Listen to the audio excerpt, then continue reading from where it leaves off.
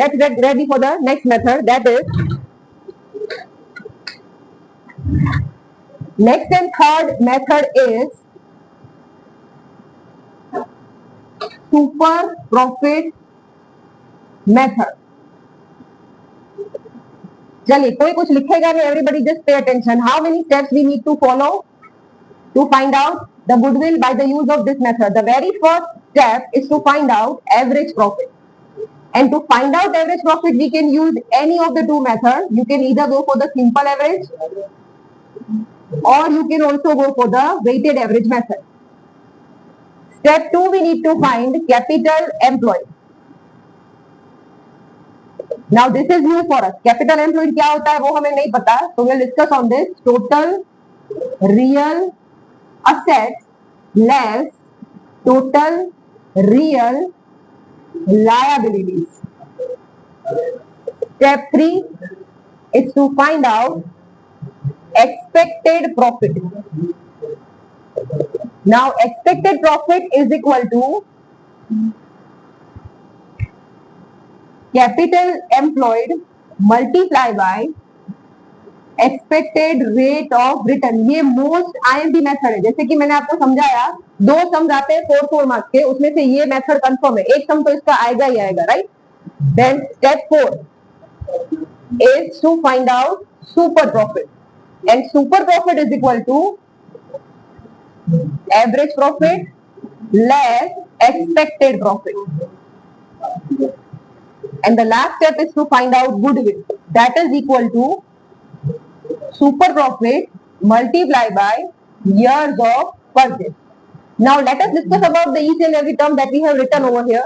सबसे पहला है average profit. We are very much familiar. Average profit क्या होता है? जैसे हमने सिंपल एवरेज में फाइंड किया.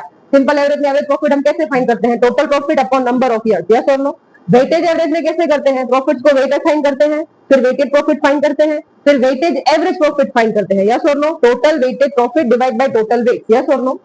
तो यहाँ पे डिपेंड करता है कि हमें इन्फॉर्मेशन किस तरीके की दी गई है. इन्फॉर्मेशन सेम ही देंगे. आपको ईयर्स देंगे, ईयर्स के बाजू में प्रॉफिट देंगे. जैसे कि देखिए ये ईयर्स दिया हुआ है, बाजू में प्रॉफिट दिया हुआ है 2010, 11 और 12, और बाजू में प्रॉफिट दिया हुआ है 20,000, 40,000 एंड सपोज 30,000. ये प्रॉफिट दिया हुआ है. समझ आ रहा है? अब सबसे पहला स्टेप आपको क्या करना है? एवरेज प्रॉफिट ढूंढना है. अब सवाल ये है मैम कौन सी मेथड से ढूंढेंगे? आप इन्फॉर्मेशन देखिए, आप मुझे बताइए कौन सा मेथड अप्लाई होगा, क्यों सिंपल अप्लाई होगा. आपके प्रॉफिट का पैटर्न देखिए, इंक्रीजिंग डिक्रीजिंग पैटर्न लग रहा है? नहीं लग रहा है ना. अगर इंक्रीजिंग डिक्रीजिंग पैटर्न नहीं है तो ये कौन सा सम होगा? सिंपल एवरेज का होगा. यस और नो. आपको समय बोला नहीं जाएगा कि use weightage average. You need to use your brain. आपको आपका दिमाग इस्तेमाल करना है. मान लो यहाँ पे 30 की जगह पे 50 लिख लिया होता तो समझ आ रहा है. तो सबसे पहला काम हमें क्या करना है? We need to find out the average profit. We will find it out either by using the simple average और by using the weightage average. Depends on the information given in the sum. Is that much clear? Ready? Now we'll go for the step 2. अब बताइए यहाँ पे word पता है कौन सा use होगा? Find out the goodwill of 2 years purchase or 3 years purchase or super profit. Which method? Super profit method. हमें फर्स्ट सम में क्या बोलते थे? वेटेज एवरेज में क्या बोलते थे? सेकंड मेथड में find out the value of goodwill 3 years purchase of weighted average profit. Here they will use the word super profit. 3 years purchase of super profit. Now the question is what is super profit? Super profit क्या होता है? समझ आ रहा है? अब देखिए भाई सिंपल सी बात है, मैं जो एक्सपेक्ट करूं उससे ज्यादा मुझे मिले तो मुझे मजा आएगा. यस और no. When you invest funds in the business unit, जब आप कभी बिजनेस में फंड इन्वेस्ट करते हो तो आप एक्सपेक्ट क्या करते हो? प्रॉफिट एक्सपेक्ट करेगा ना, कोई लॉस तो एक्सपेक्ट नहीं करेगा. समझ आ रहा है? बट वो एक्सपेक्टेशन की कोई लिमिट होती है कि नहीं? अब मान लो हमने 5 लाख का इन्वेस्टमेंट किया हो और हम ये एक्सपेक्ट करें कि मुझे मंथली 2 लाख का प्रॉफिट तो होना ही चाहिए. Is that possible? ये जो पानी पूरी की रेकड़ी वाले होते हैं, राइट, समझ आया? उनका इन्वेस्टमेंट कितना होगा? 5,000, 10,000, ज्यादा से ज्यादा. अगर वो इंसान ऐसा बोले कि मुझे तो एवरी मंथ 25,000, 30,000, 50,000 का प्रॉफिट चाहिए, is that possible? Is that possible? नहीं हो सकता ना. आप जैसा इन्वेस्टमेंट करेंगे उसके अकॉर्डिंग आपको रिटर्न एक्सपेक्ट करना चाहिए. आप बड़ा सा शोरूम डाल दीजिए, 5-6 करोड़ इन्वेस्ट कर दीजिए, फिर अगर आप ऐसा बोले कि हाँ मुझे मंथली तो 2-3 लाख का प्रॉफिट चाहिए, then it is quite acceptable. Yes और no. But you invest only 5,50,000 expecting a profit in lakhs of rupees, it's not possible. तो वो प्रॉफिट पॉसिबल नहीं होता है. समझ आया? उस प्रॉफिट को बोलते हैं एक्सपेक्टेड प्रॉफिट. क्या बोलते हैं? आप एक्सपेक्टेशन किससे लगाओगे? आपके इन्वेस्टमेंट के अकॉर्डिंग एक्सपेक्टेशन लगाओगे. जितना आप ज्यादा इन्वेस्टमेंट करोगे उतना ज्यादा आप रिटर्न एक्सपेक्ट करो, and that is fair enough. Am I right? That profit is called an expected profit, and if you are making profit more than your expectation, then it is a super profit. समझ आ रहा है? आपने expect किए हो 4 lakh profit in year, right? और मान लीजिए कि ईयर एंड होते होते आपका प्रॉफिट 6 लाख रुपए हो गया।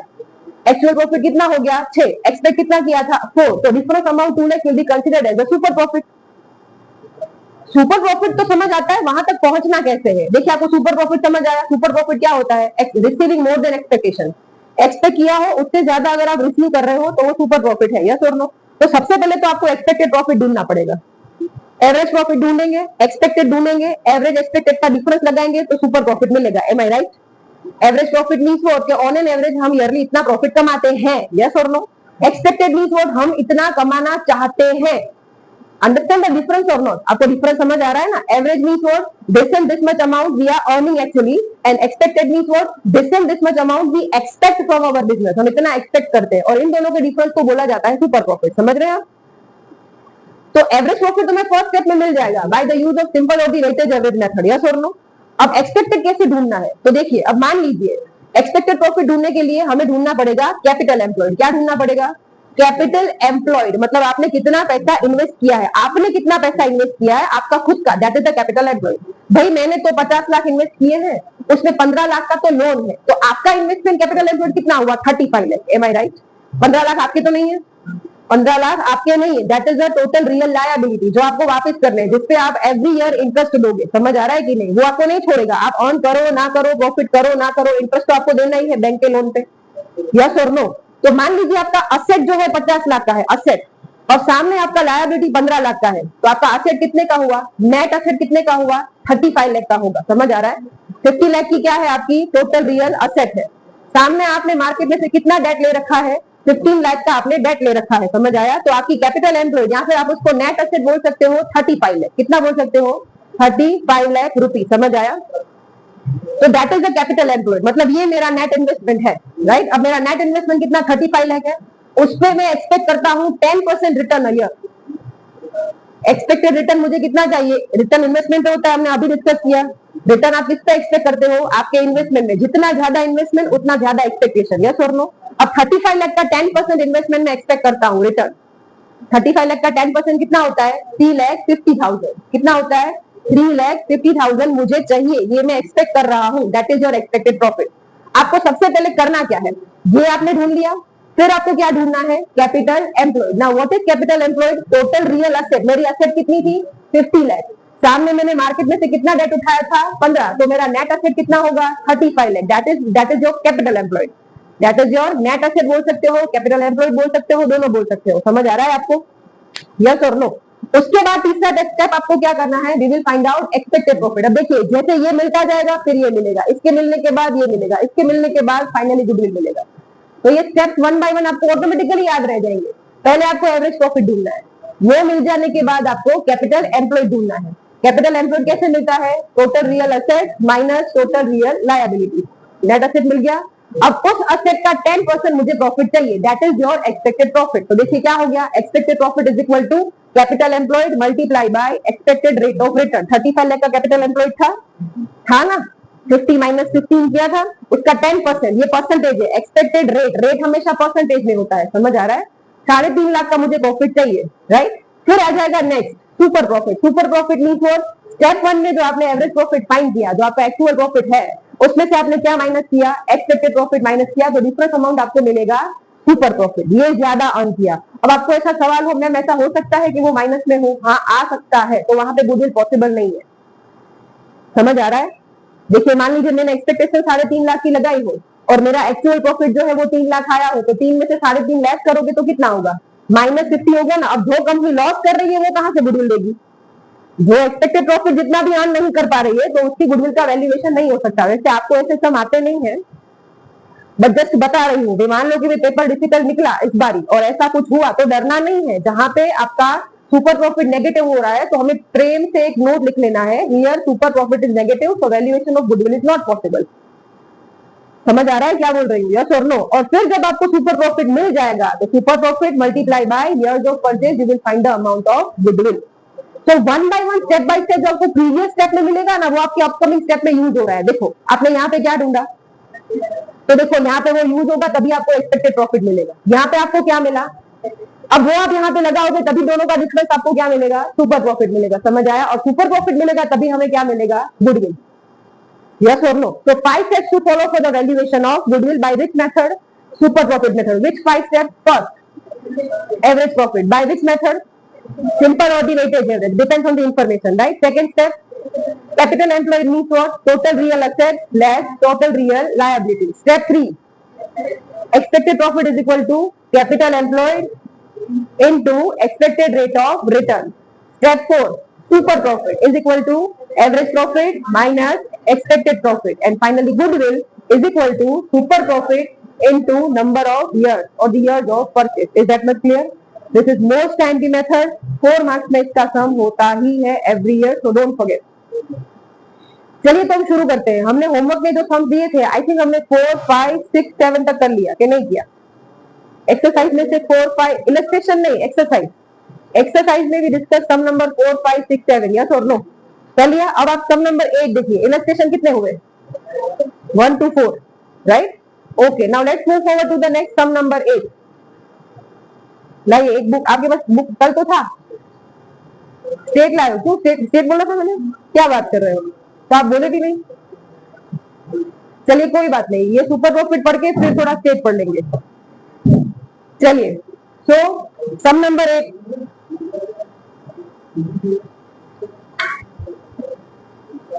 Page number 90, 105, 105, yes, yes, page number 105. Okay, Pushpa, Pratibha and Bhavna are partners of a partnership firm. They decided to change their profit and loss ratio from 3 to 1 to 1:1:1. वो अपना P&L ratio change करना चाहते हैं. This is the reason for the valuation of goodwill, right? The very first reason. Therefore, they decided to make the valuation of goodwill on the basis of partnership firm's profit and other information. Determine the value of goodwill on the basis of 3 years purchase of super profit. 3 years purchase of which profit? Super profit. So clear identification that the sum is of third method.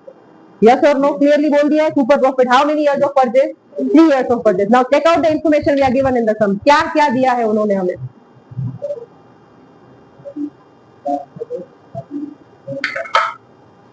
See, we are given assets amounted to 6 lakh, liabilities of 2,50,000, expected rate of return is 10%. Then we are given actual profit for 3 years, 14, 15, 15, 16 and 16, 17. अब profit का pattern check करो सबसे पहले। Profit का pattern increasing है, decreasing है, नहीं है, तो which method will apply? Simple average, right? आप लोग अभी लिखिएगा नहीं क्योंकि इसके बाद हमें 2 डेफिनेशन डिफाइन करनी है, सुपर प्रॉफिट क्या होता है और एक्सपेक्टेड प्रॉफिट क्या होता है, राइट? चलिए सम नंबर 8। तो जो हमें इंफॉर्मेशन अवेलेबल है वो सबसे पहले लिखते हैं। असेट्स हमारे पास कितनी है? 6 लाख। Then we are given liabilities that are 250. Then we are given ERR. ERR, expected rate of return, that is 10%. Yes or no? And here we are given profits for the few years. थोड़े profit दिए हुए हैं हमें।